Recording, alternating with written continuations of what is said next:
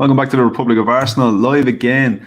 Getting used to these kind of impromptu shows. We've gone from one extreme to the other. Yesterday, I did, I think it was a 2:30 in the day show.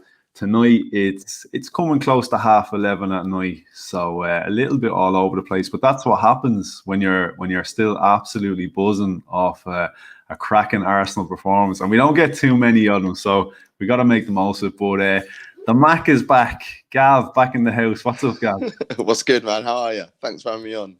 Yeah, all good. Hey, thanks for answering the call. I knew you were a bit of a night owl like myself, so it was like, who out there at this hour of the night has the energy to, keep it going? And no better man than yourself. Appreciate it, man. Hey, look, I just love chatting shit about sport. So, and if it's the Arsenal, then and when we win, why not? Let's take advantage of it. That happen often at the moment. Exactly. I feel like this is going to be one of these games I'm probably talking about until the end of the season. Even if we get knocked out in the next round, I'm still going to come back and podcast about this game, because there was a lot to enjoy about this game. It was a little bit bigger than just a game of football, with all the context surrounding it. And I suppose, look, we'll jump straight into it. I'm going to throw an image up on screen just for anybody that is listening audio only, because it does go out, on Spotify and all that.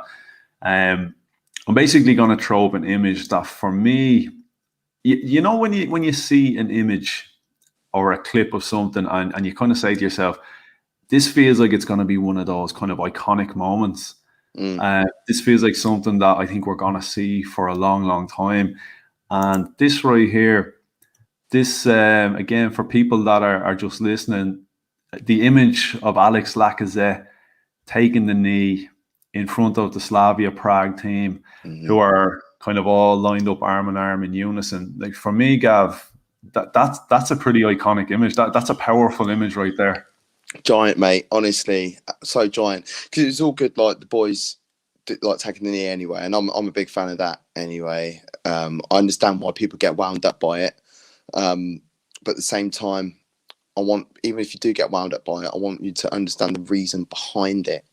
That's the main thing for me. But for the boys to do it, but Lacazette to be right in their face, right on the halfway line, doing it, I just knew, I felt it was going to be a big night for the Arsenal. And I'm just so happy that he bagged. And I'm so happy that two other black guys bagged as well. It's almost like middle fingers, two fingers, wanker signs to the whole of not just to Slavia Prague as a club, because with everything and in anything in life, you can't always tar one with the same brush. And to be fair, my tweet that I put out yesterday wasn't the most tactful tweet, if I'm honest, but it feels like the club as a whole, not every single person involved in the club, are so defensive about Cadella, even though he's been found guilty. He's been put on a 10-game ban. So that moment there, that iconic moment, is just a two fingers up to everyone. Hey, look, we're on Twitter yesterday. There were fans for clubs all around the world that were in unison with Arsenal. The amount of Spurs fans that I've actually got, that I know, that on my top page, on my MAD Sports Network page, and on my personal GavMat23 page, in unison with Arsenal about it. That's how big, that's how colossal of an impact it's had on football recently and of late. So, yeah. I'm just glad it came back to bite us in the arse. Definitely.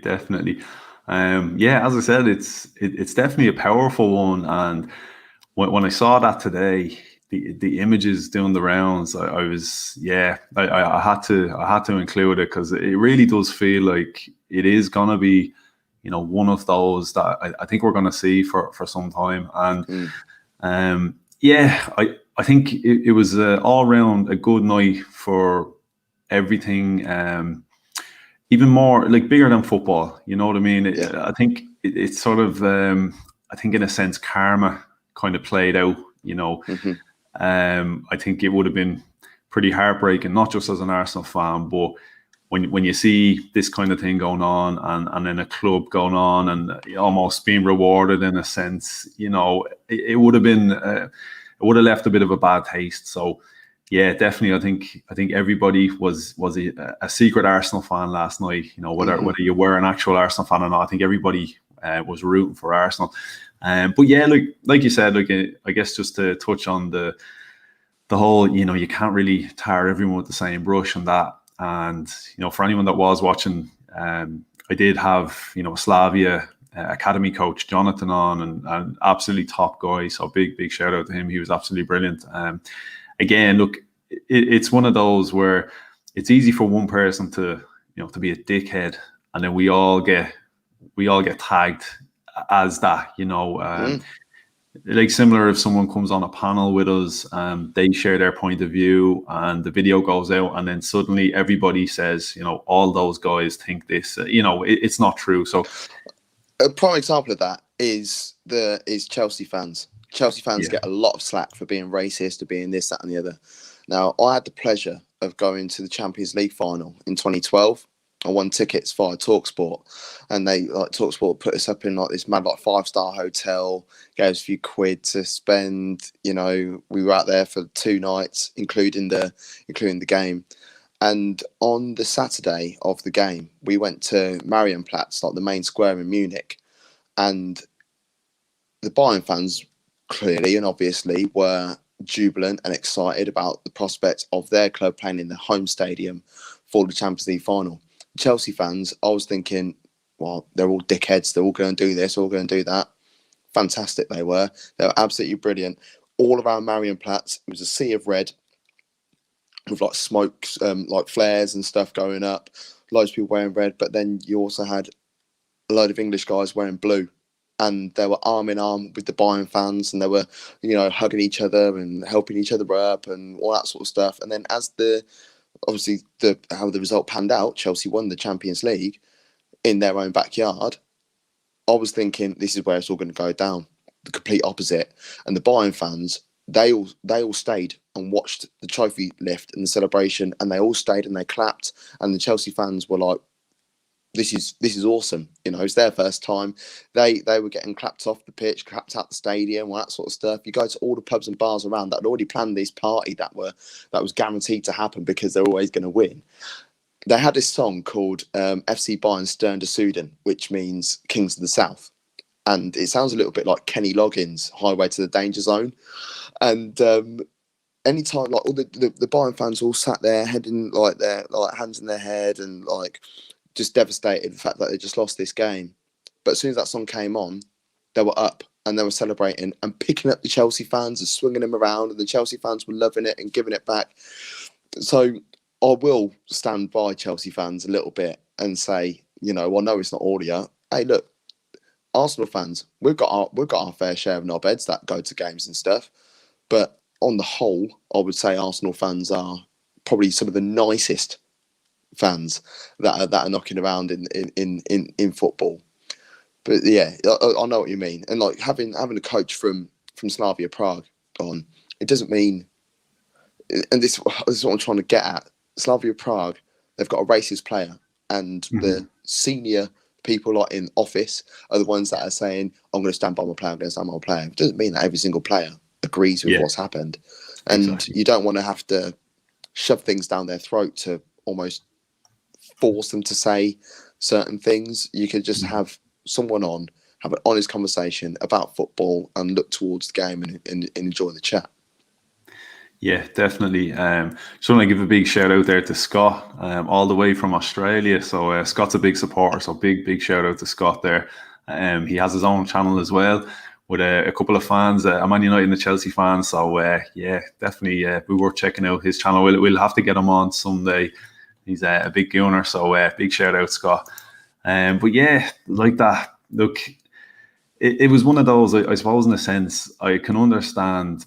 The club isn't going to throw their player under the bus, and especially, look, whether you like it or not, it is a case of innocent till proven guilty. Now, he has since been proven guilty, so a 10-game ban for me, that's very, very soft, very soft.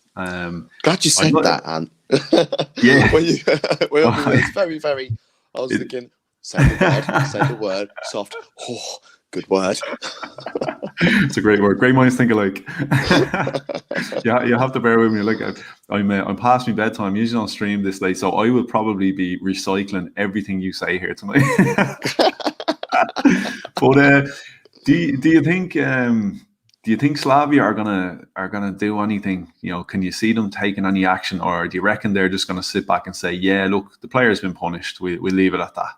They'll fight it. They'll fight it. UEFA will fall apart, get their bellies rubbed and tickled, and then they'll have a 5-game ban. What makes me laugh is that Slavia Prague and Rangers could potentially meet in the qualifiers for the Champions League next season. If they do, Cadella will actually be available to play, but Glenn Kamara will not be, because Glenn Kamara is a competition ban. He's got a 3-game ban. Kimaru's got a 4-game ban. 4 games. So he's going to miss, crazy. You know, like if they do make it to the Champions League, and if not, they'll be in the Europa League. You know, I just don't get it. I think it's embarrassing.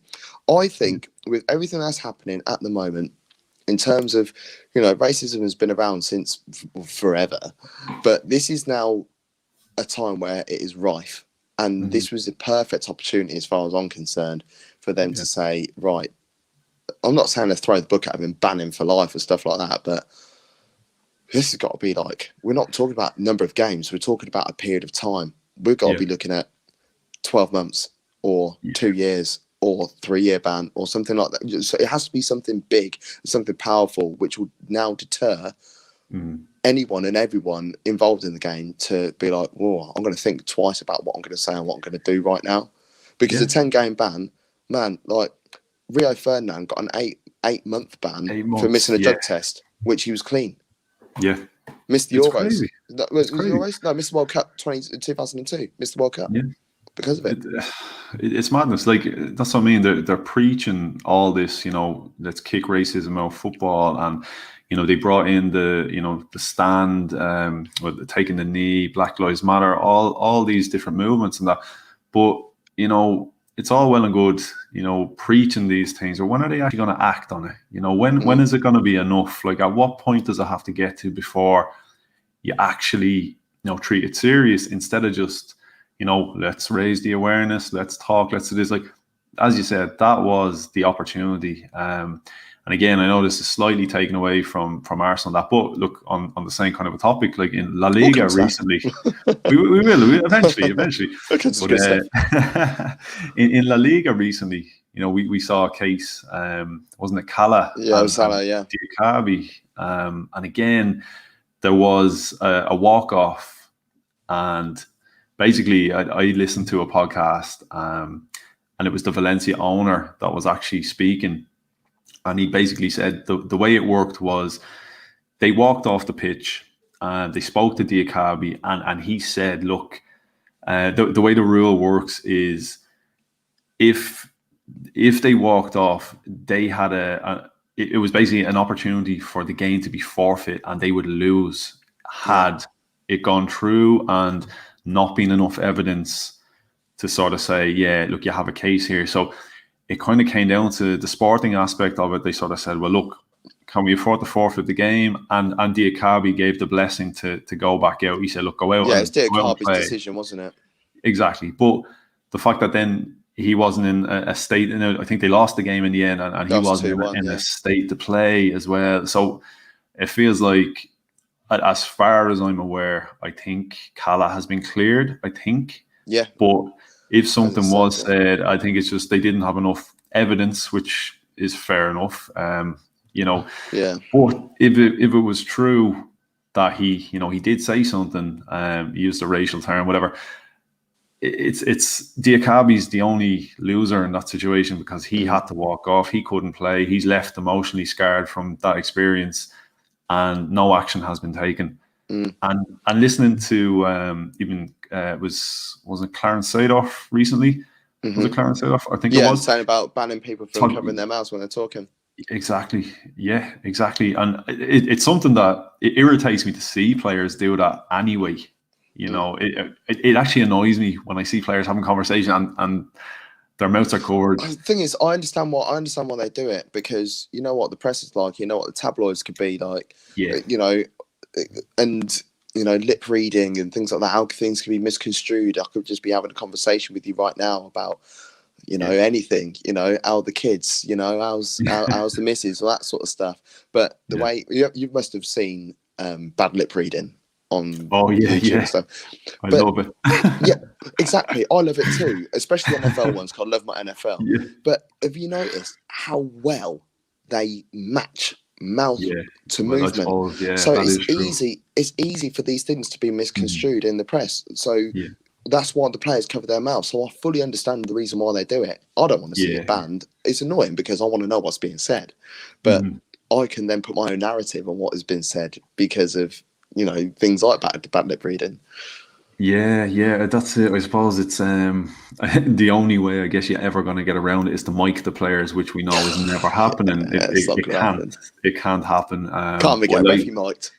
Exactly. Yeah, that's it. But look, I guess we'll move into the game itself. So as I said, look, everything just seemed to go right for Arsenal in this game. They went out, they got the job done. I'm going to throw the lineup up on screen now, and I want to pick your brains a little bit. Again, as I always say, with the beauty of hindsight, when you go out there and win a game 4-0, that lineup looks absolutely brilliant. He got it completely spot on, but I like to sort of bring it back and kind of go, thinking as if you're seeing. What were your thoughts at 7:58? Yeah, exactly. What were you thinking when you saw that? Because I know happy. I was. Do you know what? I always try to say as best I can, reserve judgment until I see the guys kick the ball. But there was a couple in there that did concern me a little bit.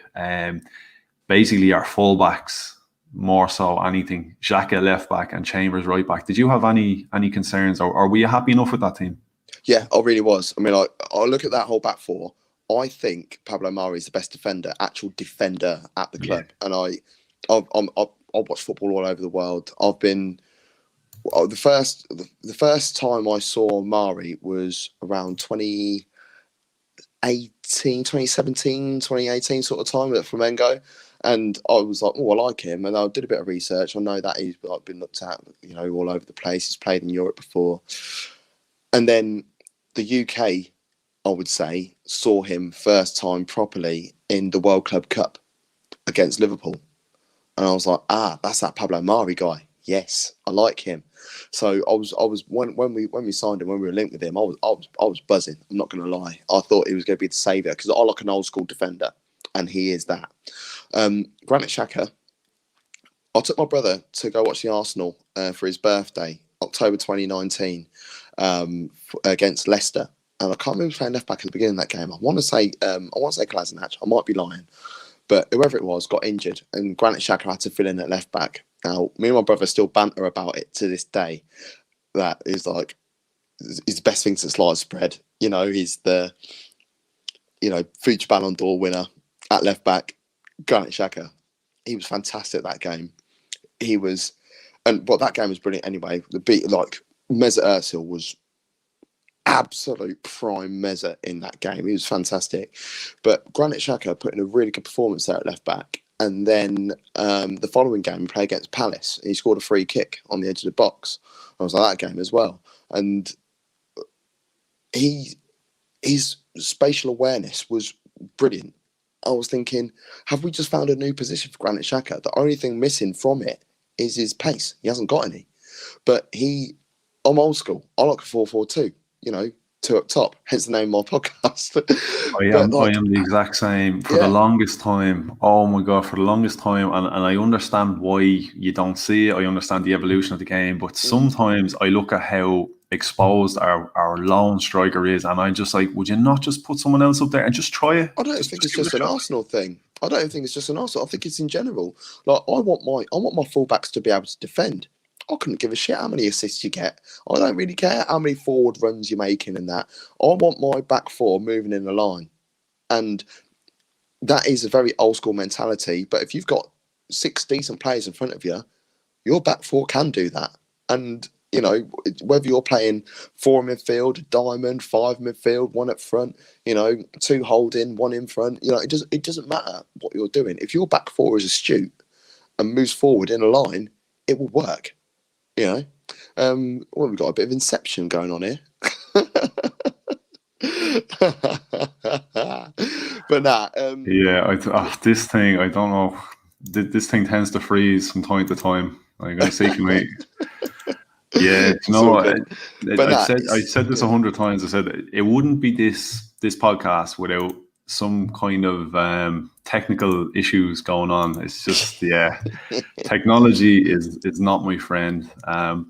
But yeah, like, so you were happy enough basically with kind of everything that was going on in that lineup yeah, there. I was. Yeah, I mean, like the only thing that I wasn't happy with was Danny Ceballos playing midfield because I'm actually a bit of a champion for Danny Ceballos, but he has not helped me out whatsoever this season.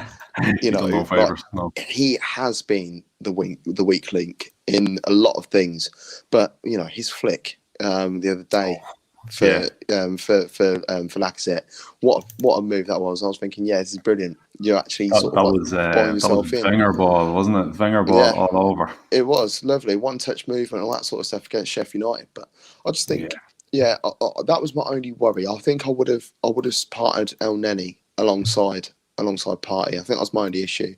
But yeah, the rest of the back 4 I was happy with. Callum Chambers has been proving himself of late. So why doesn't he deserve the opportunity to play? You know, it's clear that he's putting out his strongest lineup of what he believes is his strongest lineup because it's the only thing we've got to play for, really. And he's chosen to play Callum Chambers there. That tells me that, you know, that's what he wants. Emil Smith-Rowe, he was brilliant again, instrumental in a lot of the moves there. Pepe on the left works way better than him on the right. Oh, you know, so much better. So much better. Yeah. And Lacazette, after that faux pas that he had in the home leg, you know, he's bagged 4 goals in 2 games. He's enjoying football at the moment. So, you know, why does it? Like, he's got every right to be starting and leading the line for the Arsenal. Yeah, 100%. Yeah, as you said there, I guess, look, Granit Xhaka, I sort of thought this was going to be just a little bit of a stopgap. Look, we know Xhaka's fit to play every single game, apart from that one time recently when he got sick. It's like the first game he's missed in about 12 years. I don't know. I couldn't tell you the last time that guy's missed a game of football. But yeah, I thought Sheffield United, maybe no disrespect or all disrespect, whichever way you want to look at it. I thought, they're not going to offer too much. We can stick him in at left back. We'll give Bellerin and Cedric a bit of a breather. And I thought both of those guys were going to come back in at left and right back. I was a bit surprised by Chambers, and not because of his performance, but I think for me, Chambers just, it's the stigma I think attached to Chambers now that I just presume he's not going to be fit. You know, I just feel that he's only had 1 or 2 actual bad games. I'm not trying to say he's a great player. I don't think he's the. I don't want to sound like disrespectful to him or like belittle anyone, but I don't think he's Arsenal standard. You know, even though we are messing around with the table at the moment, I'm fully aware of that, but that's not Arsenal's level. Everyone knows it. We're having a bad time. Name me a team in the top 10 that are predominantly part of European glory that hasn't had a dip or a bad time in the last 10 years. You can't. Man City, you know, is probably the only anomaly. You know, what was it, 10 seasons ago? That's when Roy Hodgson was in charge of Liverpool. They didn't have a great time. You know, they came 7th in his first year with Klopp. Yeah, they got to a European final, but they came 7th. Man United have knocked them out in 7th a couple of times. You know, Chelsea finished 10th. You know, Spurs have been wherever. So this is Arsenal's time to have a couple of years in the doldrums, and we'll be back. Because that's what happens. It goes around in cycles. But Callum Chambers, like, he doesn't have bad games. He doesn't have great games either. But he doesn't have bad games. Like the West Ham game was a special one. He was phenomenal that day. Cafu Chambers that day. But the rest of the time, he just comes in, does a job. But it was the first season under Emery, when we were playing him and Holding, as our the two of the back four. Most games, most weeks, we went 21 games unbeaten. If it weren't for, we were talking about England call-ups for the pair of them. We were talking about England call-ups for Callum Chambers. Then he had his ACL injury. He's out for a year and a bit, 2 years nearly. He's just come back. He's starting to feel fit again. He looks fit. He looks strong. He looks ready. He looks focused. He looks, there's levels of leadership in his role as that as well. He's proven like that was wrong. Do you reckon he might be an option now for next season? Because there's been a lot of talk about, Bellerin could be on his way. Obviously, we're going to hang on to Cedric, but you need someone else in there who's probably going to be your starter, because as decent as Cedric is, I think, he's just decent. You could definitely improve on him. Do you reckon Chambers might be the guy that slots in there and saves us a couple of quid to invest elsewhere? Yeah, why not? I mean, like, there's talk of like Hakimi, which I would do a lot to have Hakimi at Arsenal. But unless we win the Europa League and play in Champions League football next year, why would Achraf Hakimi want to come and join Arsenal? Let's be real. So Cedric at right back is our best right back. He's brilliant at right back. At left back, he has had one good game, and that was against Southampton in the league. The one in the FA Cup was awful. The one in the league was brilliant, and it's been shocking ever since. So having someone like if he's going to be staying, if we start him, I've got no issues with that. I'll be happy with that. And yeah, look, end of the day, Callum Chambers is Mr. Utility. He could play CDM. He could play centre half. He could play right back. So I don't see why we shouldn't keep him. Yeah, I think the only real issue is just been the fitness. So look, I guess if he can prove between even now and the end of the season, get a good run of games together and show that he's well over that injury, I think that'll cut out a lot of concern for people. Look, another, I guess, obvious one that you said it. This seemed like the most obvious thing for the longest time. And I remember saying this going back to, it must have been October, November, the Pepe debate that is constantly going on. Is he good enough? Should we cash in? Should we do this, that? And I remember saying to someone, I was like, why don't we just play him on the left? Yeah. And it seems so silly to say. And I was nearly embarrassed saying it. I was nearly going, oh, did I just say that? And everyone was like, no, you can't play him left. And I'm like, but he's left-footed, and I just thought the problem with Pepe is it's the basics is what he's struggling with, and I thought stick him on the left, he can be a bit more direct. I can see why you play him on the right, because his strengths are cutting inside, taking on a player, curl the ball in top corner, whatever you want to do. But that just wasn't happening, and you could see he was lacking confidence, and something so simple it seems to work so well. Just play him on the left, play him a bit more direct. I think we'll see a different player. Like, would you leave him there long term? I know obviously the stumbling block in the side is Aubameyang, because if Aubameyang is fit and able, he's getting in there, and it seems to be kind of irrespective of form. The only thing ruling Aubameyang out is if he shows up late or with malaria. So if he's available to play, and again we've been through this before, he's the captain. He's gonna be in the team. No matter what, and as long as Lacazette is scoring goals as our centre forward, it only makes sense. He's not going to play there. He's going to play where Pepe is. But yeah, going forward, I like the look of Pepe on the left. But then again, you've got Martinelli, so kind of a nice headache. Yeah, it's a good headache because you want a squad. You don't want to start an 11, and this is what happened. If we look at the guys up the road from us, like they should have won a league title in like either the 15-16 or the 16-17 season. The issue was they had 11 great players, but that was it. They didn't have anything else. Their bench was awful. Ours, I don't think our squad is that bad. I think our squad's quite good. I've said that a load of times. I've said that consistently. Excuse me. I think it's a lot of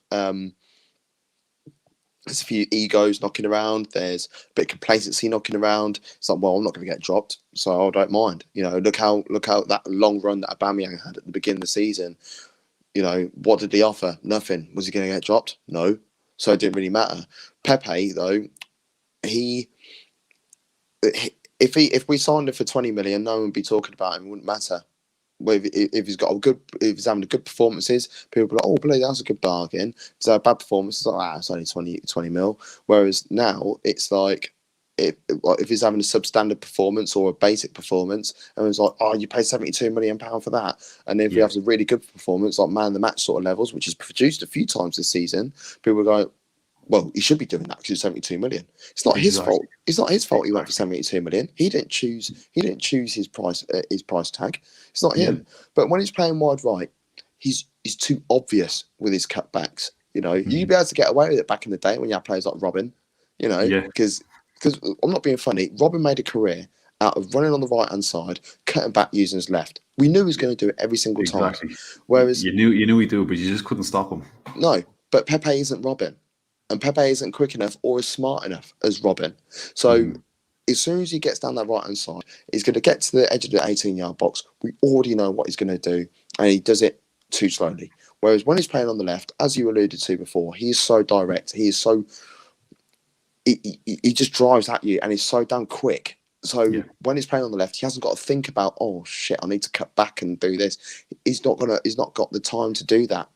But we need that fluidity in that front four to be on point. And if it's not, then we look obvious and basic. And I felt last night, Thursday night, for the people that might be listening to this tomorrow, that we had that fluidity. Everything that I've been moaning about and on Twitter and on pods and things like that Arsenal love to play on their heels, constantly on their heels. They don't like to be on their toes and moving forwards and be prepared to give and go and receive the ball and stuff.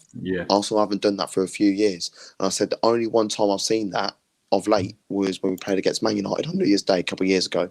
Whereas the game yesterday, you can argue about the opposition, but this is opposition that haven't lost a home game for 18 months. This is the opposition that had only conceded 3 goals in the league in their last 12 games at home. We scored 4. You know, this is a team that knocked out Rangers, who have been flying this year. They've been shit in the domestic cups, but they've been brilliant in Europe. They've been really entertaining to watch, really easy on the eye, and they've been smashing it in the league. They've won the league title already. They're also a team that in Leicester, who are in the top 4. They're having the season of their life. You know, so this is Arsenal, who are having a crap time, that have turned up in Prague. Great city, by the way. Great night out. and turned up and literally blew them apart like they weren't even there. It looked like a training match in the end, which is exactly what we wanted. I don't think what we did, I don't think is getting the respect it deserves, because it's almost a case of the Pepe scenario. He does something great, and well, it's expected because of his price tag. So we put in a great performance, and it becomes, instead of what you just said, against a team who's only conceded 3 goals in the last 12 games, hasn't lost at home since the 27th of November 2019 against Inter Milan.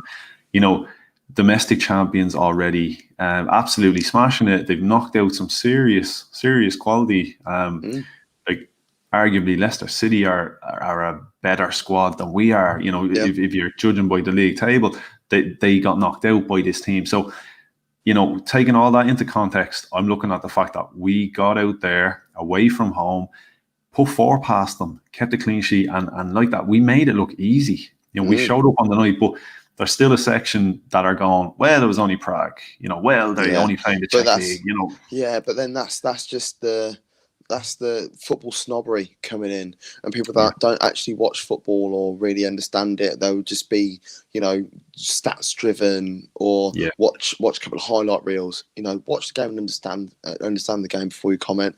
That the status that I put up a couple of weeks ago resurfaced early on today.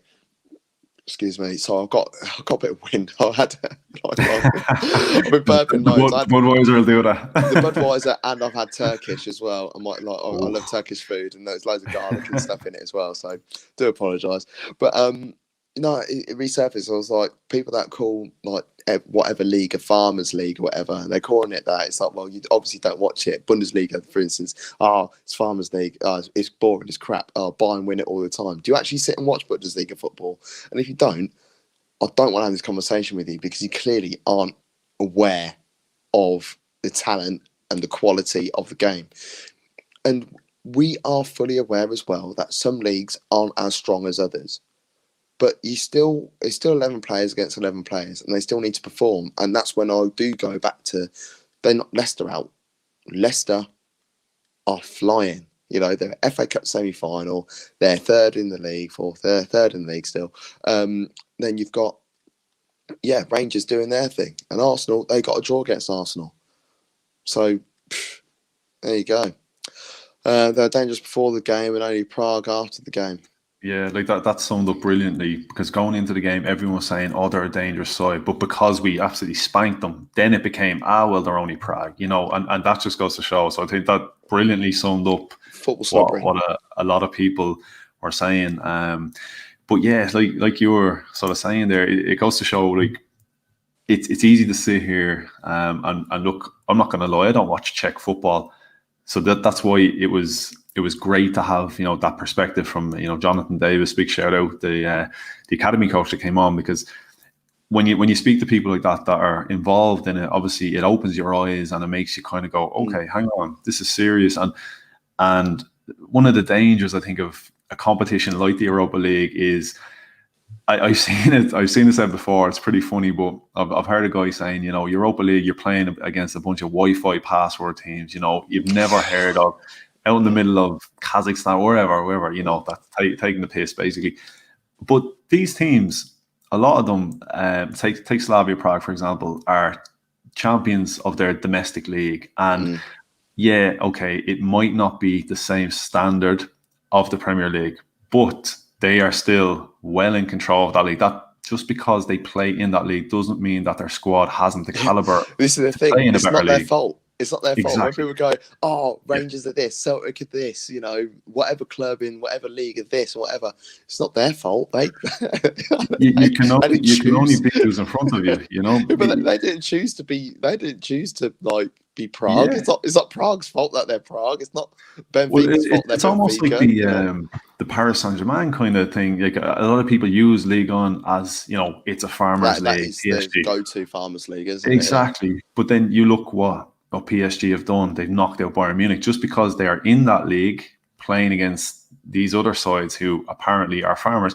Does not mean that squad isn't capable of doing better outside of that league had they the opportunity. Which, how many quality players have left Ligue 1 and gone to Italy, Spain, Bundesliga, Premier League, and turned into world-class players or top end players? But they all came from the Farmers League, so you forget about that, don't you? Yeah. Even the Czech League, like, look at Thomas Souček at West Ham. Souček and Soufal, they both came from Slavia, didn't they? So, bro. Yeah, and a lot of Arsenal fans would love Souček, but it's a Farmers League. I love Soufal as well. Yeah, that's what I mean. They both get into working. That's what it is. Definitely.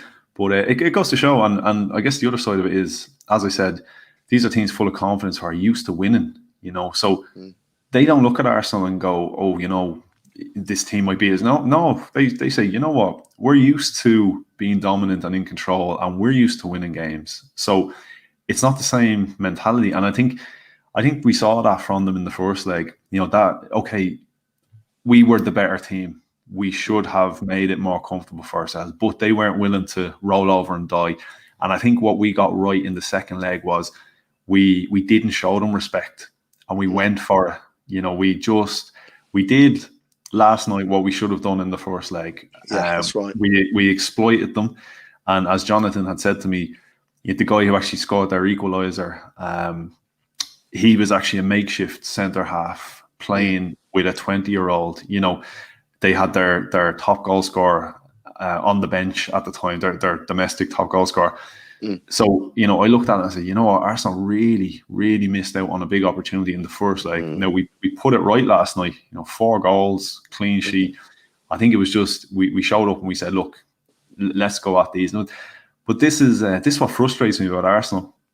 It's when in a good sense, when we have to win, we seem to be showing up. But the problem is we show up sometimes and I think we kind of go, we'll be all right, we'll get through here. And we've done it against Benfica and Olympiacos. And over the course of 2 legs, we've now done it against Slavia. Like, What is going on with this side and this? I don't know. I don't know what's going on.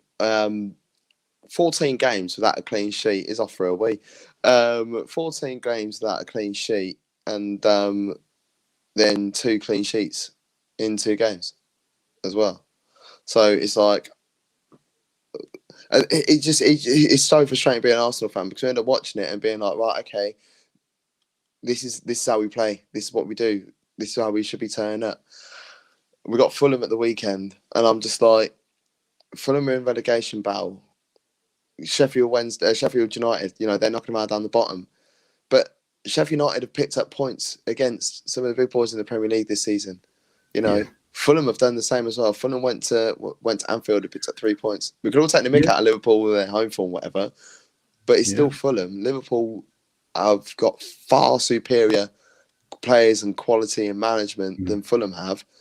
Yet Fulham got that win, and that could, they're going to be buoyed against Arsenal because 1, it's a London derby. 2, we beat them on the opening day of the season.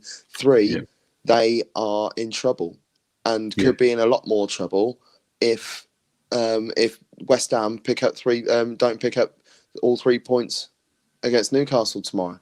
So it's a giant game, and especially if Newcastle do get a point or do get a win, it's going to further the gap even more, which means Fulham have no choice but to come at us. They can't sit back and just hope to get a cheeky one on the counter or something like that. So, but this is now where Arsenal have to focus and be like, right, okay, this is what we need to do. We need to go out there and get the 3 points. Everton and Spurs drew 2 each tonight, which means there is opportunity to catch up with both of those sides if Arsenal get a win. So they have to. They've got no choice but to try and do something about it. But this is Arsenal. We'll probably lose this game 2-0. And we've got Chelsea in a couple of weeks. We'll beat them 3-0. Because this is what Arsenal are doing at the moment. That is what we do. And I noticed someone in the chat is trying to help us become famous. So excellent. I've subscribed to that as well. They're really good. Yeah. So cheers for that. We'll do our best to do it this way. We might be waiting a while, but we'll try. But Arsenal.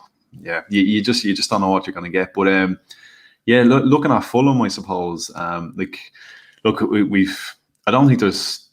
We could sit here and we could analyze every single goal, but it's been done all day. I've been on a couple of shows already, so everybody I think watched the game. We all saw what happened. I don't think there's any point in recycling over and over again. So we might as well slightly look beyond. But I just said, look, Fulham at the weekend. This term I keep using. It's a dangerous term on paper. On paper, we should be beating Fulham because they're down the bottom of the table, but they're a dangerous proposition at this stage of the season, because whatever about Sheffield United, I think Sheffield United may have just accepted, look, we're going down. There's no real saving us now. Fulham still have something to fight for. And in a league sense, maybe this could be dangerous for Arsenal, because maybe we're saying, look, we now have the semi-final against Villarreal to concentrate on. Maybe, I don't know, do you see Arsenal maybe taking the foot off the gas a little bit coming into that game? And it's an opportunity for Fulham. I honestly think our squad is good enough. I really do. I think if worst thing, the only bad thing, if anything, we're a bit short in midfield. But, I would probably look at this game, and even though I've cussed out Cedric for being terrible at left back, I would probably look at playing him left back, because if we do that and then start maybe El Neni and Party still needs minutes and more time to get involved in the game. That's what I'll be looking at there. But then the front four, we've got option up there. We shouldn't have to be looking at putting out Lacazette in every game, but I would start him because he is on fire at the moment. You want to keep that confidence rolling. Every striker wants confidence and wants to play every game, wants to bag every game. There's young lads like Assis and Balogun. Balogun looks like he's signed the contract. I haven't actually seen an official notice. I don't think he has actually signed it, but it's pretty much done deal. I think, and again, this could be people just joking, but there was a lot of talk about they were holding off the announcement just in case we got eliminated, just to get something, get the fans back on side with an announcement. And now that we've gone through, they seem to be holding off that announcement. So Well, maybe if we we don't might announce it till after, after Villarreal. until the beginning of the new season. That's what I would like. Yeah. That's what I like. 'Cause that means we would have won the Europa League, and I'll take it. He, But he came on though, didn't he? He came it did on. So come on, but I I just felt like we were in full control of that game. We were yeah, at the time it was 3-0, just gone past the hour mark, and I was thinking they're not really. They had a few chances to get back involved in the game, but we could have made some changes. We could make 5 subs in Europe. yeah, Bring the kids on, man. exactly. If you want to bring a bit of shoring up by bringing on El Neni, that's fine. Bring El Neni on and let Balogun have half hour. Mm-hmm. Let Aziz have the 2 minutes at the end. Yeah, I wanted to see that from Arteta. That annoyed me a little bit, but I'm not going to kick off and moan about it. Like some fans that have. But yeah, I just think like game management in that situation, because then that tells me leaving that strong side out there for so long. That tells me that he's going to go weak or lighten up a little bit against Fulham. You can't afford to do that because there is still a chance. Until things are mathematically over, this is not me saying that Arsenal are going to get top 4. There's a 10-point gap, and we're Arsenal.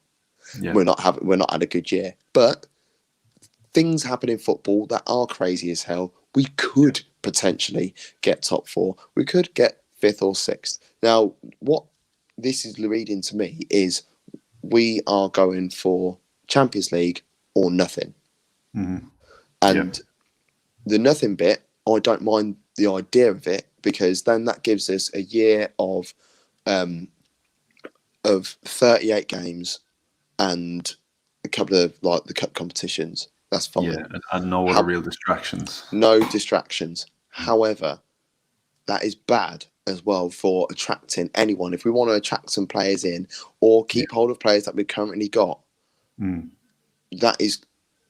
If that happens, we don't finish in Europe or win the Europa League, and we don't win or get, say, I don't know, 12 points for a possible 18 or 15, I would say, at the beginning of next season, Arteta's toast, mate. And like he needs to be thinking about. He does need to think about his future, but he also needs to put his sole focus on the now. He needs to make sure that Arsenal go out there with that same mentality that we have done for the last 2 games against Villarreal. One, because we have to do it in order to go through. Arsenal are not a pragmatic side. They don't know how to do that side of the game. We can be good defensively at times. I'm fully aware of that, but we don't know how to be dogged and graft results out anymore. We do it at the odd time, but we can't do it on a consistent basis, and this is why we are where we are. When we're 1-0 up, we don't really know normally how to close out a 1-0 win. Yeah, we can never finish it. We never finish the game. So I always say we're just far too nice. We don't have that killer instinct in us. But that's why it was great to see that last night. We smelled blood and we actually went for the kill, and we don't see that enough. But yeah, look, as you were kind of mentioning there, like Arteta and that, it's very funny how quickly things can change in football. And this in whole has been kind of a disappointing season. But at the same time, last season was a disappointing season, and then all of a sudden it became, okay, this isn't too bad. We got an FA Cup at the end. A lot of people calling for Arteta's head already before the season is finished. Suddenly, there is a possibility he could be finishing with a European Cup, and suddenly an awful season has become, actually, we achieved our goal. Okay, it wasn't via the league, but we wanted Champions League football, and he could still actually get that in what was seen as a bit of a dismal season. And this process that's been talked about constantly, suddenly that process speeds up a hell of a lot quicker than we were expecting, because, as I've always said, I was expecting the process at least 3 to 5 years, because there's so much to this job. Again, we've talked in length about this, but yeah, I don't know. Does this change people's feeling? The people who are sort of doubting Arteta, whether he's the man. Suddenly, he gets a European Cup for us, and then you're looking at it and going, hang on, this guy who is a year and a half into management, who is too inexperienced to lead this team, suddenly in a year and a half has an FA Cup and a European Cup and has got a Champions League football. So it's amazing how the narrative can completely, flip. And I'd like to think, if he gets his hands on the Europa League, surely people have got to start believing a little bit here. Yes and no. I still think that there are a lot of issues, but I'm trying to work out whether it's personnel issues or management issues. I look at some games and I think you've really got that so badly wrong. You really have. And if we are playing Champions League football, you can't afford to do that against Europe's elite. You really can't. You could get away with it against Dundalk. No offense to the Irish lot, but you can't. You can't get away with it when you're playing against some of the big names in European football. The only saving grace, if you want to call it that, is if Arsenal do win the Europa League and are playing Champions League football next year, they will be in pot one, so they could avoid some of the big boys. But if you look at the strength and depth in a number of leagues. Put it this way, PSG don't win the league and don't win the Champions League. Arsenal could be paired in the group with PSG. Now, can you imagine what Neymar and Mbappe will be doing against Rob Holding and Callum Chambers? Two players that I do like, but are not of that level. They're not up there at all, So I don't know what the purse strings are going to do in the summer. I do have a lot of bias towards certain players in terms of, if we buy this player or link this player, so what we're going to do with this person or what we're going to do with that person. Or like, what if this person leaves because of the signings that we make? And I'm like, I don't want to go because, I love them. Do you know what I mean? Like, they're my club. I can't help that. But there's still a lot of things that need to be addressed. I don't think, like, I'm not Arteta out, but I don't want Arteta in the first place. So I can't be I still don't think he's the right man for the job. The only thing that will change my mind is if I see vast improvements in the league form next year. Because at the end of the day, if we win the Europa League, that's great, and I'll be buzzing, don't get me wrong. But it's easier to turn up and get a result out of one-off games than it is over a 38-game season. So I want to see Arsenal looking at, I don't think they're ready to win a title anytime soon, let's be real. But if I don't see Arsenal coming at least third or fourth next season, then what is it all in aid of? What are we meant to be doing? I don't think Arsenal are good enough to come third or fourth. But I definitely hear you.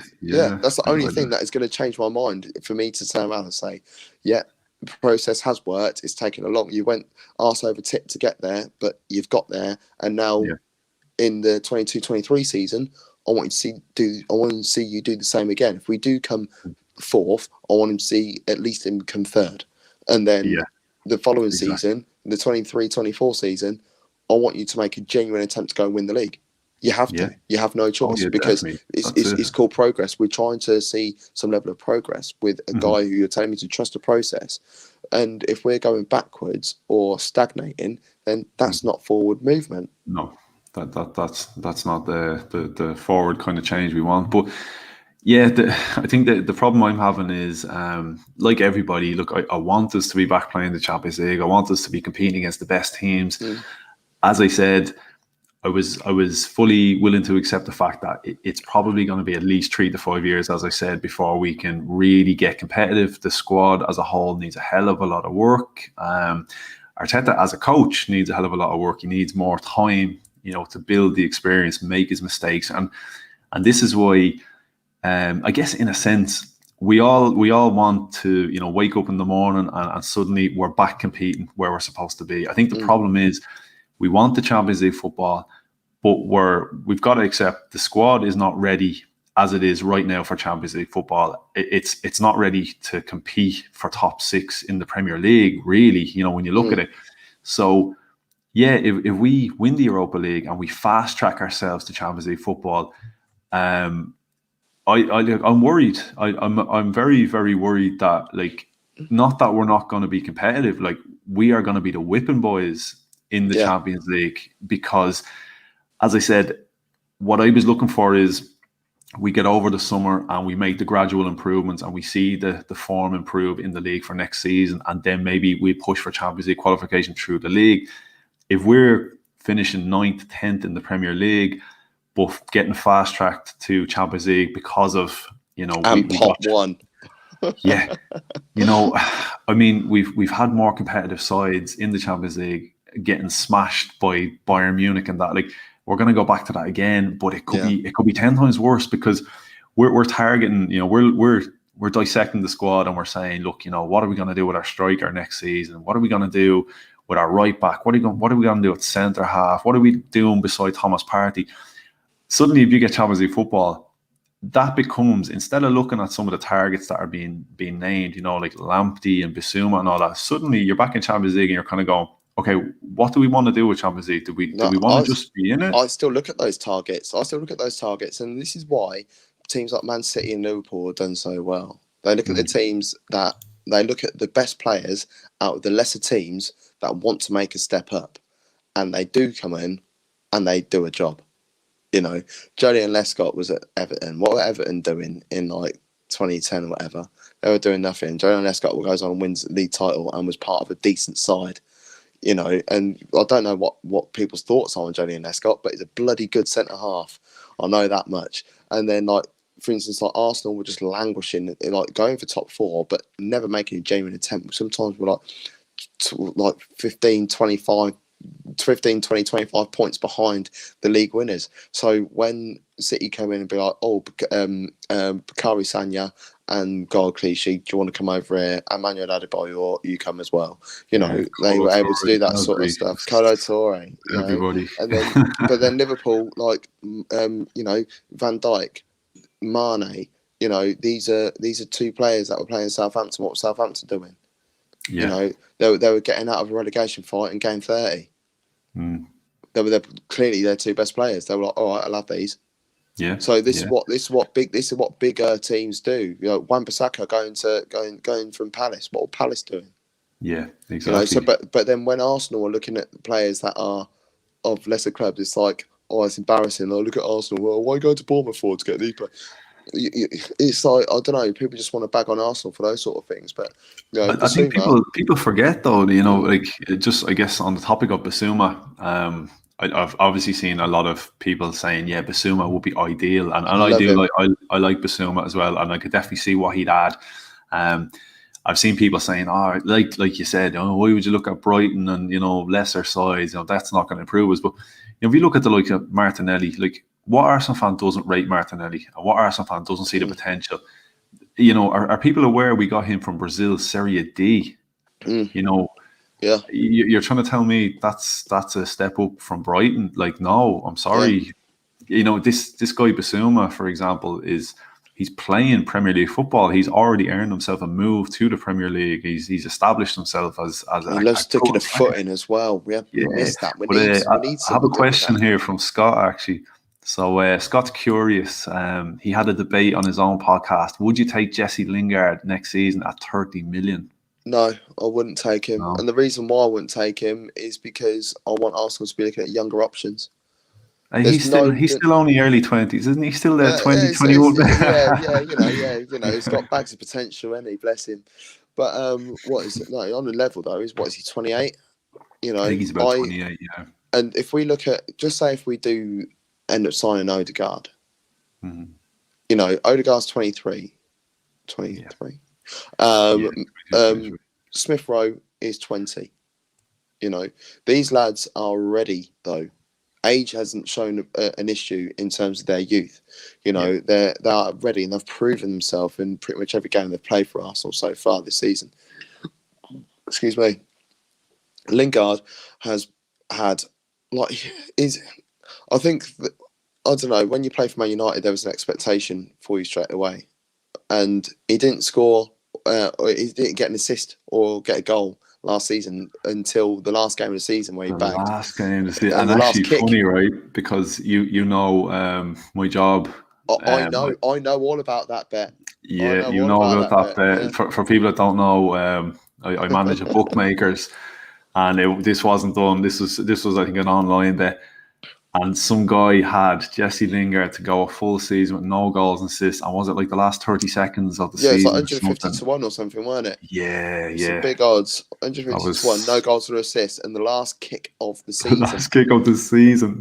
Bags. Oh, you Brilliant. couldn't The make it bookie up. paid out. I think the bookie paid out. They were like, oh, Yeah, man, you I have. feel I sorry know. for him. Yeah, I don't think it was a very big bet anyway. I don't think it's him with maybe a couple of 150 or something like that on it. But Yeah. yeah, like, do you know what? I can see. I can see why, given the current form Lingard is on, and he's probably going to be available. I can't see him going back and slotting in at United, no matter how he gets on.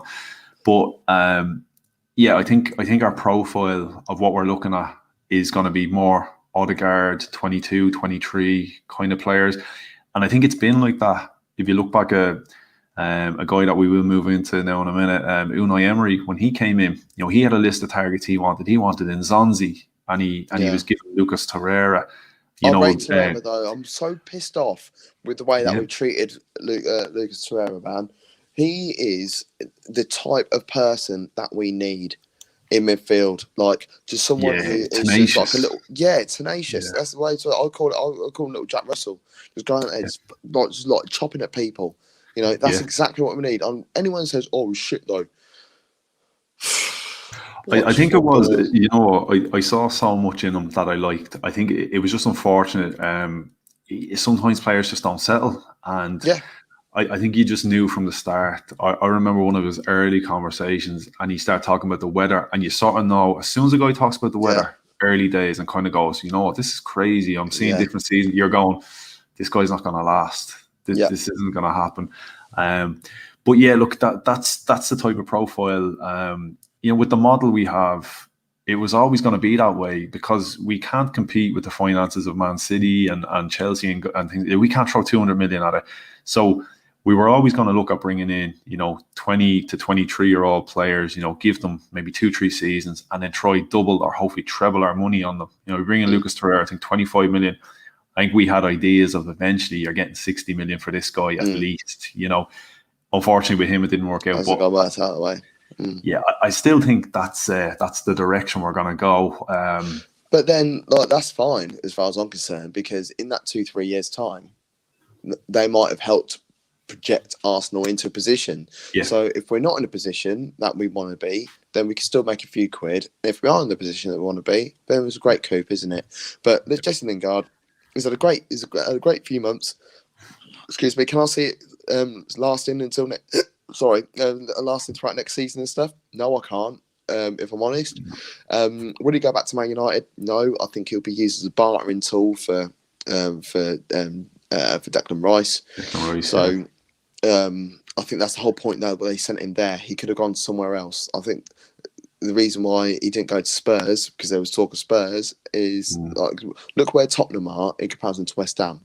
Like as a stature, as a club, why would you, as a player, want to choose West Ham over Tottenham? You wouldn't. You wouldn't, unless there's something underlining. Who do Man United want at Spurs? Yeah, exactly. They probably want Harry Kane, but they're never going to get Harry Kane, in my opinion. So, but they can't get Declan Rice. So it's like, I'll tell you what, you want to go to London, you go West Ham. Stay there if you like. And then it's like, right, we'll knock that off the price of Declan Rice. Yeah, exactly. Especially with the form he's on, because I know, he was looking for some first-team football, but I definitely don't believe he had aspirations of, getting into the England setup. I think that's come as a surprise to him, and obviously it's warranted, with the form he's on. He deserves it. But that was never part of the plan. No. Jesse Lingard's going to go and suddenly he's going to, stake a claim for the Euros. Like that was bringing never it home, mate. He's bringing it home. Yeah.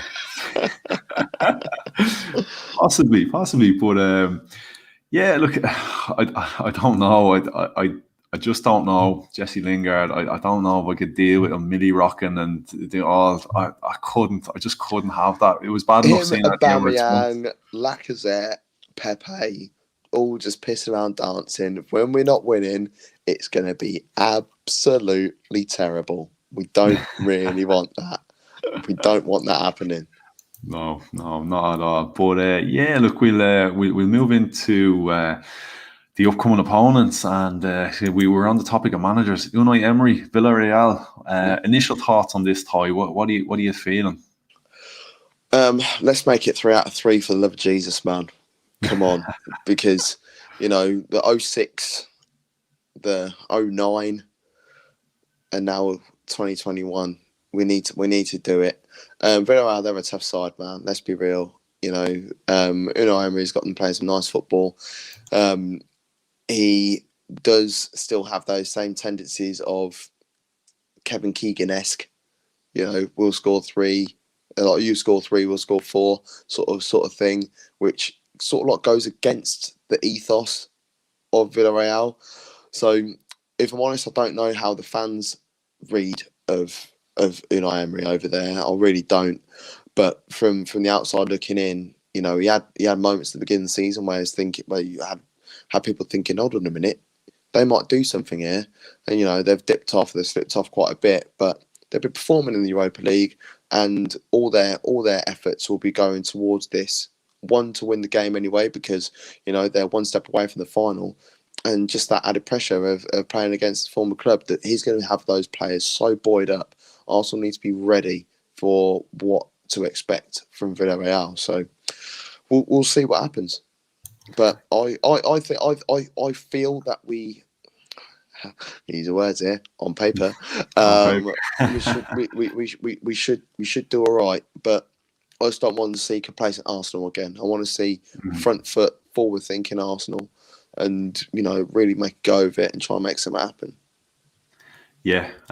Again, on paper, I honestly do think it's probably the easiest of the games left when you look at who's left. Man United, Roma. I think on paper, Villarreal are probably the weakest side there, but I think in a sense they're the most dangerous because of who they have managing, because he is Mr. Europa League. He won it three times and got Arsenal to a final. So I think he potentially holds the key to being the difference. He knows what it takes to win this competition, and he loves it. He would love nothing more than to win it again. It's the Europa Emery Cup basically, and it is, he was close with us. He was very, very close.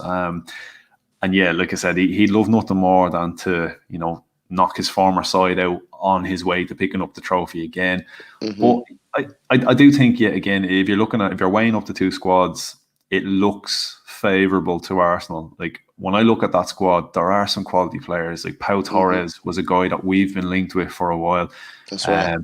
You've got Danny Parejo's a decent player. Moreno, really good player. Carlos Bacca, a guy, I know he's getting on a bit. He's about 34. Yeah, Carlos Bacca. Right, I remember I actually put money on him to be Golden Boot winner World Cup 2014 because I was thinking, he's been bagging. He's been absolutely bagging. Like this is now the time for him, and he was dog shit. I don't even think he scored one. Because I wanted to just go for that sort of left field one who's like 18-1. I was thinking I could see that happening. Yeah, he didn't bag, bless him. But no, there's still a lot of danger knocking around. They've got Gabriel at the back as well. From Guna. So no, they haven't. Is it Valencia? Oh, he's Valencia. We got him. We got him from there. They've got Coquelin. Yeah. And he'll be looking for some. Coquelin plays in a weird role there as well, because we know him as a defensive midfielder who can play right back, but there's been times he's played in behind and played out wide as well, and he's looked pretty good. Honestly, his energy levels have gone up through the roof. I liked Franny Coquelin anyway. We had a Franny Coquelin drinking game when we got pumped by United. Obviously, that game in 2011, and that was his debut for the Arsenal. And I watched that with the United game, United fan, and We Was did. that was We that were like, the 8-2 it game? was the 8-2, yeah. That was his debut. Oh As my! his debut. And like we were like, right, okay, what are we gonna do in this game? Right, I'll tell you what, let's have a laugh. Every time Francis Coquelin touches the ball, we got to drink 2 fingers. He was everywhere. He was absolutely everywhere. He was absolutely fucking brilliant. I was thinking, well, we were 3-1 down at our time, whatever it was. But I know we would only ship 3 goals, and he took him off. He took him off, and then we shipped 5, and it's like, ugh. But then, yeah, that was the Francis Coquelin drinking game. I might bring it back for this game. I might That bring it wouldn't be back. a bad show. That actually wouldn't be a bad show. I will never forget the Coquelin, probably his standout performance, himself and Santi Cazorla against wasn't it Man City? They Yeah, absolutely ran the show. yeah. Other than that, yeah, fairly average memories of him. I mean, he was okay. He was okay. Well, I always he thought did he the was job. decent. Yeah, That's what he exactly, did. exactly. Players like that never get any praise, because what No, you'll get is a load of 14-year-olds on Twitter going, "Yeah, but how many goals and assists did you get?" Piss exactly. off! You're not And watching. You're this like is the you're problem with understanding football in the wrong way. statistics. Yeah, Exactly. Yeah, this is the thing with statistics. Like you said, you'll have a lot of 14-year-olds going, yeah, well, Bruno Fernandes has scored this many goals, and you're going, yeah, but they're different players. They yeah. play in a different role just because they're both in midfield. You know, It yeah, doesn't mean that they do the same thing. exactly, It's exactly. artwork. Because I get a lot of people like bag on Kovacic at Chelsea, and I'm just like, his quality. It's like, what does he do though? It's like Hmm. he's the person that helps drive the team forward. Yeah, He's the one that will just, like give and go, carry the ball a little bit, find a man. yeah, He's never going to get. He's not there to score goals or get assists. That's not his job. exactly, He's not there to. exactly. He's not there to sit in front of the back four. He's a centre midfielder. He's just an old school centre midfielder. But Yeah, once again, it's an old school player that I like, and that's what I love yeah. about Coquelin. He was just old school defensive midfielder. He did nothing Mhm. special. He was never sexy. Like his highlight reel would last about 30 seconds, but he did. They'd be all like slide tackles and stuff. Yeah, but he did a job, and that's the main thing. Flamini, another player who did Oh, it. I Flamini, yeah, friggin' loved Matthew Flamini. I remember when yeah, he re-signed for us, I was yeah. joyous. I I was was absolutely gutted joyous. when he first left. I really was gutted when he left for AC Milan, Yeah, and when I heard he was coming back, I was like, yeah. And then Flamini and Fabregas, what a yeah. partnership! Well, that's the thing. Like when we first signed Flamini, though, it's like, what's he do though? What's he do? What's he doing? Yeah. And then when he left, it's like, that's what he did. Do you know Ugh. what? Same can be said of Gilberto Silva. Do you remember when we Nah, I let him think go to Gilberto. Antonikos? Wow. I think Gilberto Silva had that love instantly. Like him. Yeah. Oh God, I But, love but Gilberto, man. when we let him go, people said, "Oh, well, look, the age he's getting to and that," and then he was gone, and then suddenly it was like, "Oh Hold shit, on a minute. Yeah, like yeah." Like the nickname, the invisible wall, and then yeah, he's gone, and then suddenly you noticed that invisible wall was missing. You yeah, realized. I think there's players out there. I think Real Madrid found out the hard way when they let Makalele go as well. yeah. They Players did. like are irreplaceable. They Hmm. really, really are.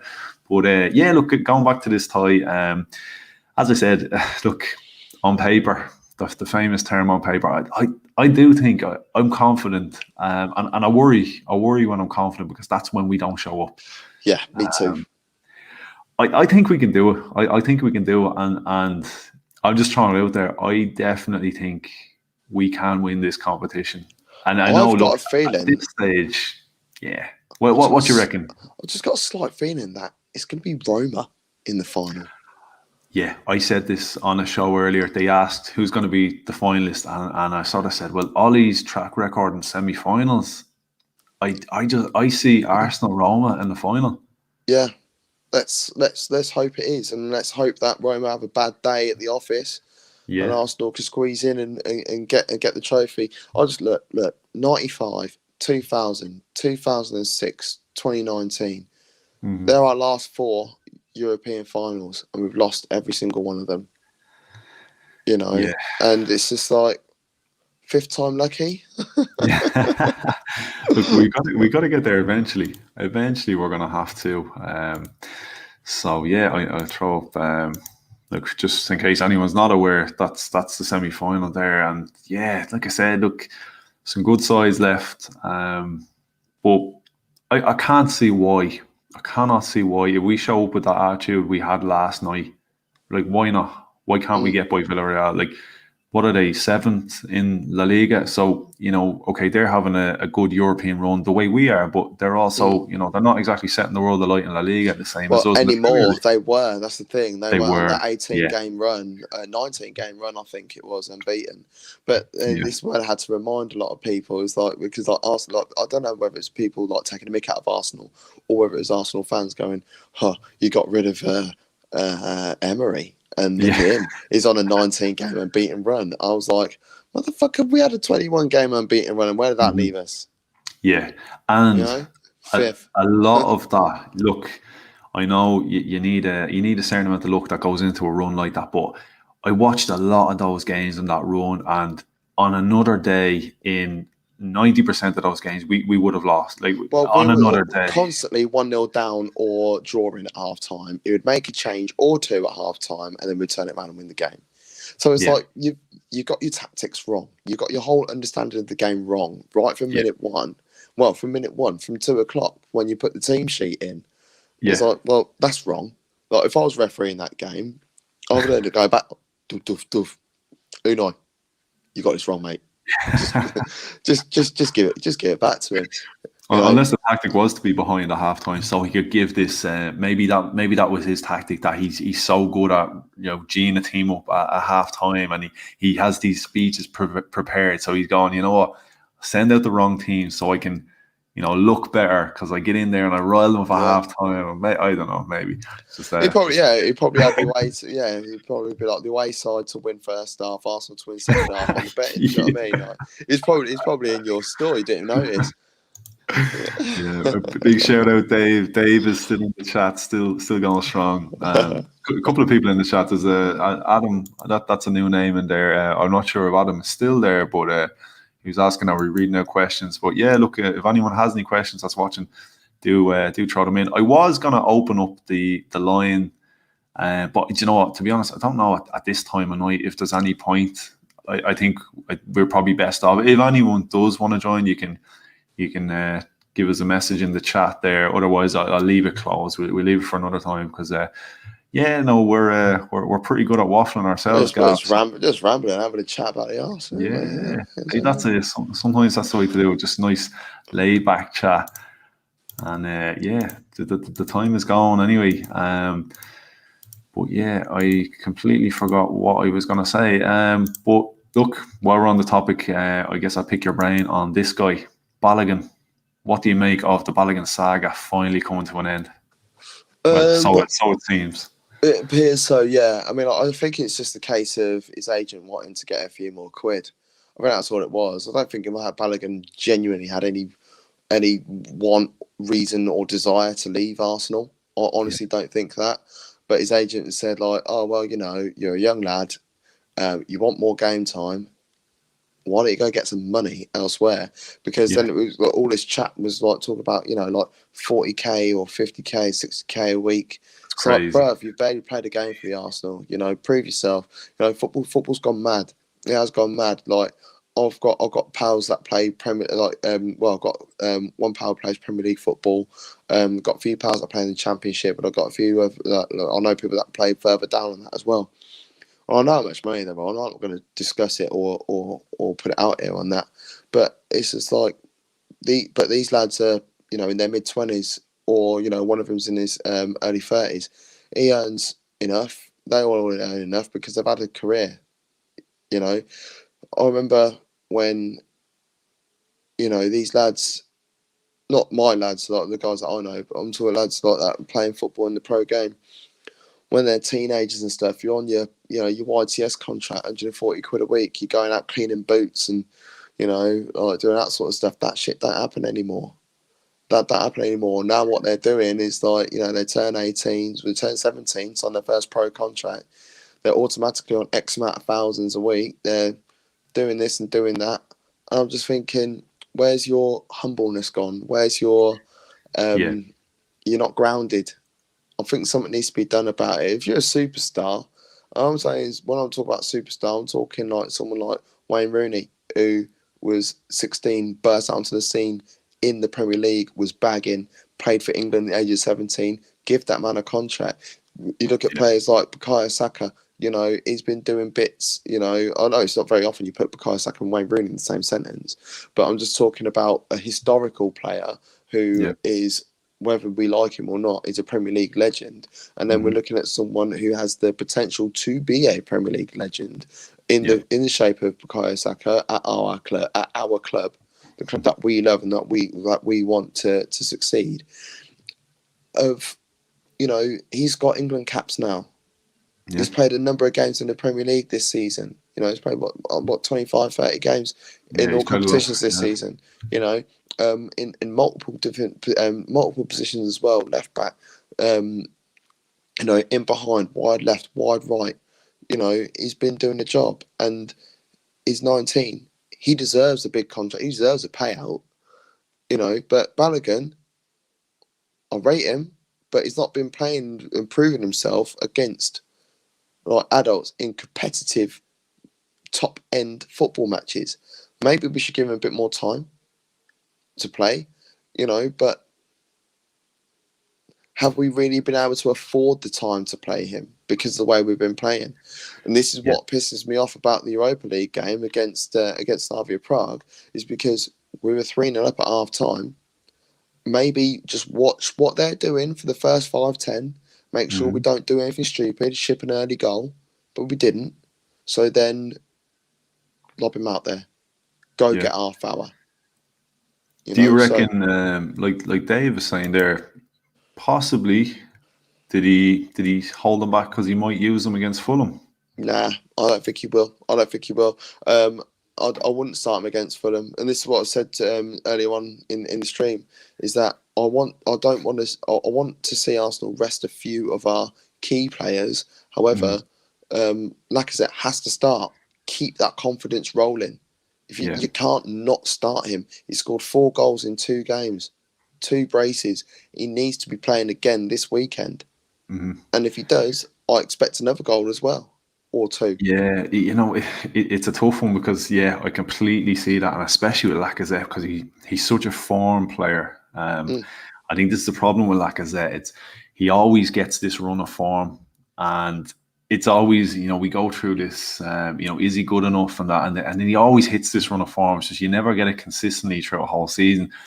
But I think now with Aubameyang, being out, we don't know how long he's going to be out because of malaria. It's pretty serious, Yeah, so pretty serious. Could knock him out for the next couple of months. At least, that's it. So, how much can Lacazette continue playing? Because if Lacazette picks up an injury, I completely see, keep him on the run of form and keep him in there. And you like this run of games, Sheffield United and Fulham, and that, the team's down lower in the table. You presume he's going to bag himself a couple of goals and keep the run going. But if he was to pick up a knock against Fulham, and let's just say, for example, we do what we did against Sheffield United, and you rotate and rest a little bit, and you still come out and get the result. But then the grand scheme of things, you look back and say, well, we won this 2 or 3-0. Lacazette picked up an injury. We probably shouldn't have bothered risking him because we had enough about us to get through it anyway. And then, what are you left with then for the Europa League? You've got Eddie Nketiah and Balogun possibly. So, I see completely. I'm definitely on your side when I say, keep the form, the confidence going. But that's where I'm a little bit torn. Yeah, I'm also with the comment as well. It's like, Balogun wouldn't get the start though. If we were not to play Lacazette, it would be Nketiah who started that game. What about Martinelli? Martinelli maybe I would rather Martinelli. Yeah. I would 100% rather Martinelli play. Maybe we might be able to see him start the game playing wide left. That would be interesting. I'll tell you what, playing wide. Things with Nketiah as well though. Nketiah gets a lot of chances, but he's not clinical enough at the top level. I would love to see Arsenal maybe go in and say, like, right, can we have Lamptey and Basuma, and we'll give you X amount of money and Eddie Nketiah, because you need a striker, Brighton. Because if Brighton had a decent striker, even like an average striker, they wouldn't be knocking around where they are right now. The amount of chances that Brighton create It's a joke. But they've got no one half decent that could lob goals in. Aaron Conley is crap. Let's be honest. He's not going to do it for you lot. You know, No. and when I say you lot, I Oh, mean yeah. the BIG. You know, Yeah. it's He frustrates me. He really, yeah. really does. I don't know He whether made a it's brace the. against Spurs. He scored one goal since in the Premier League. It's what 3 goals in like in 2 and a bit years. Not good enough, man. Neil Mopai, he's a championship. He's a top end championship striker. He is Mhm. not a Premier League striker. Maybe if you play for a bigger club where they offer more chances, you would say, but with better quality delivery, I should say, maybe so. But as I said, like a team that creates so many chances, he ain't he ain't the one. And Danny Welbeck's Danny Welbeck. So you know, let's be real. So like, you go out there and put someone like an Eddie Nketiah who can perform at the top level, but not Mhm. top level being the Premier League, but not Yeah. at the highest level, which I do include Arsenal in that group. Yeah. Yeah. Of course. He could go to someone like Brighton and bag. But I Yeah. feel like Balogun, if we were to play it, like when there was talk of him going to the Bundesliga, I was actually quite excited because, Mhm. you know, I champion Bundesliga football a hell Yeah. of a lot. And I could see him at Leipzig. I could see him at Leverkusen, 2 teams that he was linked with. Yeah. I could see him going to a Frankfurt move Andre Silva on, Mhm. which could happen because Adi Hutter's left. Well, he's leaving at the end of the season to go to Gladbach. Once again, Gladbach, if they lose one of Player or Thuram, I could see someone like Balogun going there because Mhm. Bryn Bolo, he had all that promise of wonder kid status and that sort of stuff. He had that Yeah. horrific injury at the age of 19. And even though he's come back and he's playing top flight football, I don't know if it's a confidence thing, but he's lost it. Bryn Mhm. Bolo is not the same Bryn Bolo pre the injury that he had. So I can see someone like Balogun playing second fiddle, don't get me wrong, to a player or a Turan, but he could go do that job. I fancy Yeah. him to do a job in the Bundesliga. Look, hopefully we won't have to worry about that now because it Fingers looks crossed, as yeah. though, yeah, it looks as though he's committing to us. Would you? I don't know if this is an option, but would you risk loaning him out next season, Yeah, or would you, give him the opportunity? Maybe moving Ketty on, and you've kind of got him as an option there. yeah. Well, the thing is, if Aubameyang and Lacazette stay, we don't go out and get another striker, that does still sort of like leave us a little bit thin up front. So if what I would like to see is are we classing Martinelli as a striker in this rather Well, than play him as a wide man? Because if we class him as a wide man, then that only at the moment then that leaves us with, because Aubameyang's classed as a wide man at the moment. We play yeah. him out wide. We've only got 3 strikers really. Yeah, You do know, you know what? We don't really know with Martinelli because there was talk that he was being trained as a striker mm. to be an option. But the little bits and pieces we have seen him lately, he hasn't played as a striker. No, he's He's been come on sort of like wide. wide coming in. Yeah, but I So think Aubameyang missing as well maybe is part of the reason as to why. Maybe the idea was to play him as a striker if you have your everyone fit and available on the wings because we're quite packed on the wings, but we are. we're quite light up top. So Yeah. I thought maybe that was where Martinelli might maybe gets into the team a little bit more regularly. Yeah. So if we keep everyone then as it is, then Nketiah can be sold. But if he's not sold and he stays, then I would like to see Balogun go out on loan. But this is providing that he signs a contract first. Sign a contract with us. You go out on loan. You come back next season when Lacazette will be looking at moving on because he'll be 31. Excuse me. Aubameyang will be 33. You've had that extra year on top of what other opportunities are out there of players that we could sign, depending where we are, you know Who knows? Why not have a look at little Ivan Toney? I say little Ivan. He was little when I used to see him around Kingsley. I lived on Not Romany so Road. little. I lived on Romany Road in Kingsley. He lived on Randall Road. There's a street behind. Very good mates with my little brother. I know him personally as well. I still see his dad. His uncle is the family mechanic. Ivan Toney. So there's a little conversation with him. I'm sure we could try and get him over to the Arsenal because he's been bagging him for fun. That's So Agent Gav. Agent Gav. Gav. Look, maybe what we'll do is just before we wrap up, because I know how the pair of us will probably sit here all night and waffle, and especially I'm actually really enjoying this. It's like it's not the most structured, but it's just real chilled kind of just conversation. Two mates having a chat about the Arsenal. That's isn't it. That's it. Exactly. So look, I'm going to get you to build a lineup here for me for the weekend. Who are you playing? Big shout out to James. Happy birthday to James as well. Oh, happy birthday, James, pal. Best of luck for your day and that as well. If you're hitting the beer garden. I think that's where he's been all day. Oh, good effort, mate. Honestly, I hope you haven't left your liver there. Has to be done. So, I don't know whether to go with consistency. We've got Everton at next weekend. Mm-hmm. So I think there will be a forward thought on that, but to try and get points here. So Leno's obviously going to go in goal. Although I would play that seems Ryan. The only kind of given, really, doesn't it? Yeah, I love Matt Ryan, and the games that he's played for Arsenal so far has been bang on the money. So fair play to him. I would play Cedric right back. You're going to go Cedric right back, yeah. Yeah, I'll go with Cedric right back. Holding starts next to him, and then I'll probably go with Gabriel in this game. Yeah, like Pablo, I know played the last game there, but yeah, it's one of those. It just kind of feels like he's probably going to get a rest. I think that they could rest him for the Everton game. Granit Xhaka needs to go left back. But end of the day, as far as I'm concerned, you play like fullbacks need to be like if you're left back, you need to be left footed. End of story. Yeah. End of story. You can't be playing right-footed left backs and left-footed right backs. You don't really see left-footed right backs anyway, but still. So then I would go. I know that formation isn't 100%, but you get the idea. You get the idea. Yeah.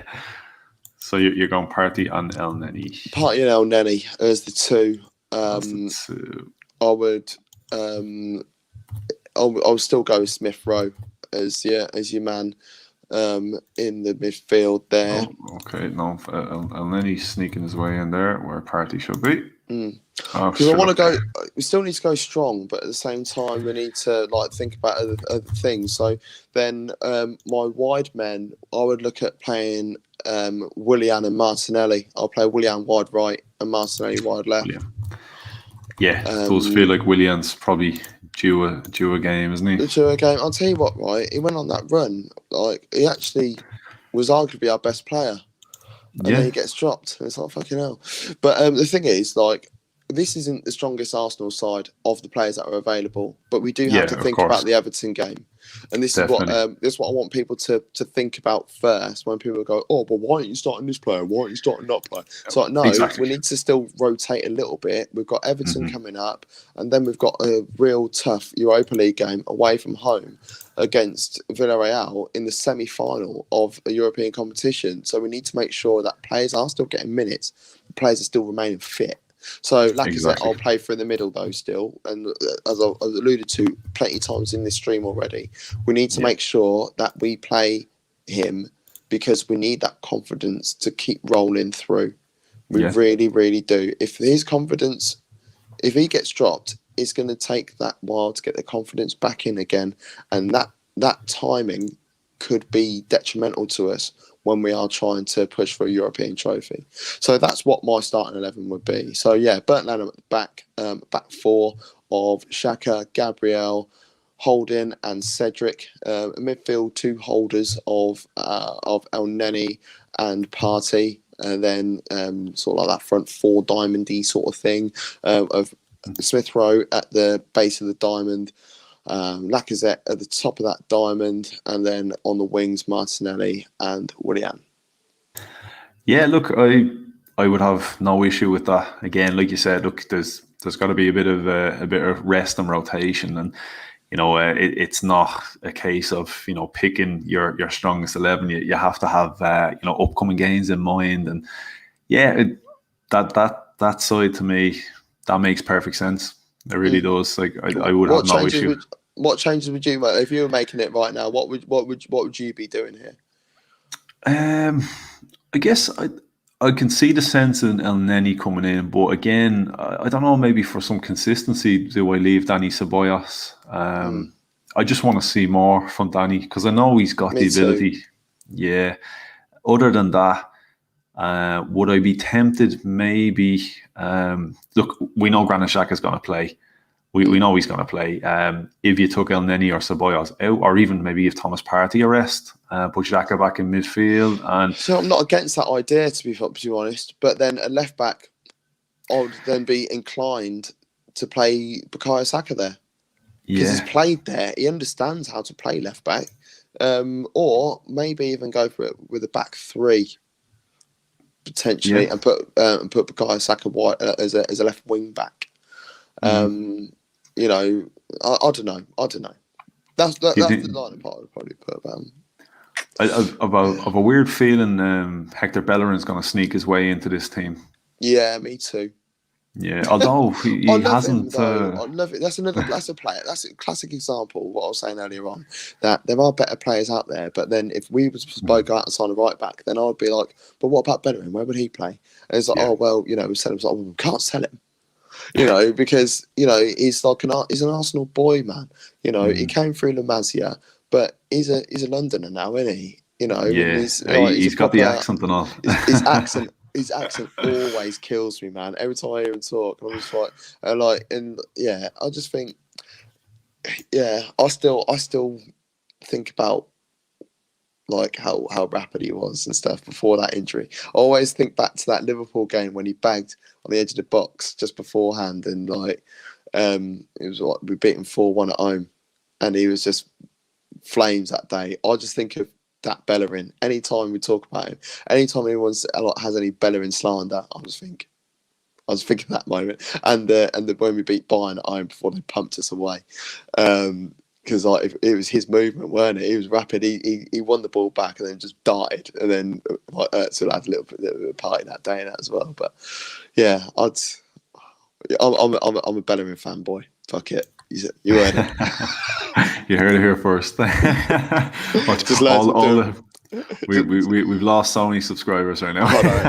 But just learn to take a throw in properly. That's all I'll say. Oh God, yeah. Hey, look, we brought in a free kick specialist coach. Why not a throw-in coach? Yeah, fuck it. Liverpool got one.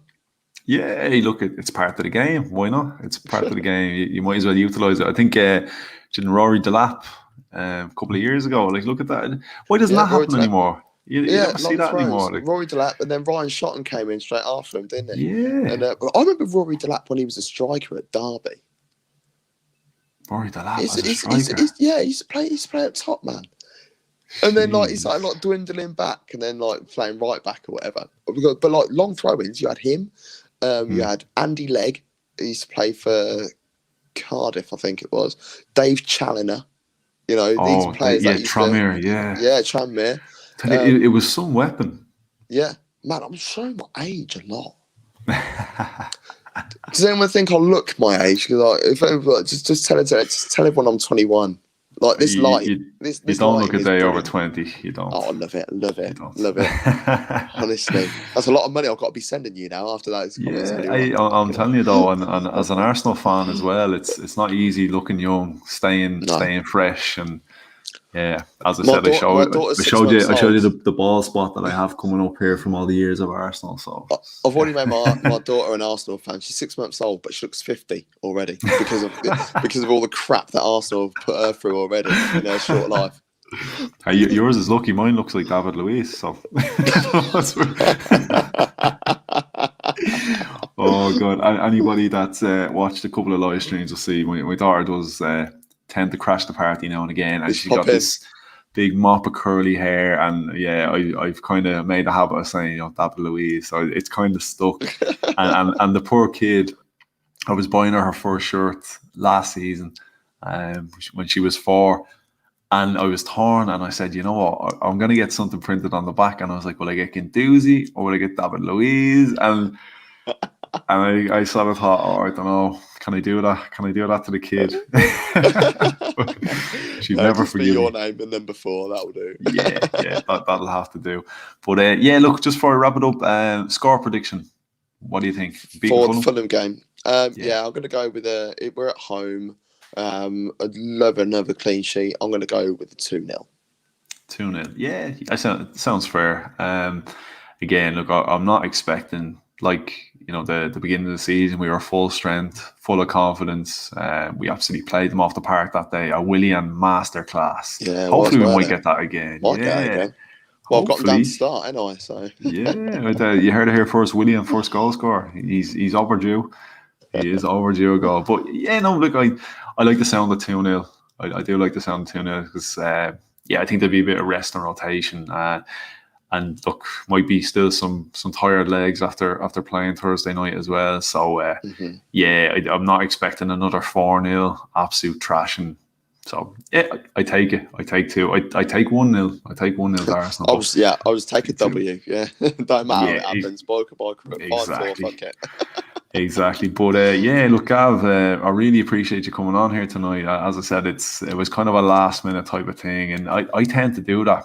I'm buzzing all day off of the result, and I've been online all day. I've been off work today and literally spent my whole day. I've been watching live streams and listening to podcasts and stuff, and I was itching to do something. So you answered the call, and it's been a good chat. I've actually really, really enjoyed it. And hey, I love coming on this show. And it's just nice to have a nice, relaxed conversation about the Arsenal, which always helps when we've picked up a big victory, especially in Europe. So, appreciate it, man. Yeah, it's as you said, it's been very, very chilled. I actually really, really enjoyed it. But look, just before we go, give yourself a shout out there and plug that channel. I didn't even plug it at the beginning. I was just so excited just to talk to you. I couldn't really give a shit about my channel for a minute. But I've got 2 channels, at Top Football, which is just a Premier League review channel as such, and then MAD Sports Network, which covers a multitude of sports. So there's a sport that you're interested in and we don't cover it, please slide into our DMs and we will get it covered, especially if you want to get involved yourself as well. So if you want to host a show on our channel, you're more than welcome to. Chris from 4N1T, he does that right now, and he hosts the Guard Pass, which is an MMA show, which will be on the screens again next week, Thursday. If you like your wrestling, darts, football, and there's going to be a rugby show coming up soon. But the other sports that I mentioned, we've already got those. NFL, get involved at MAD Sports Network. And if you put MAD Sports Network into Google, our name comes up first. Love it. Great plug. Absolutely great plug. And do you want to plug yourself there on Twitter so people know where to go? No, not really.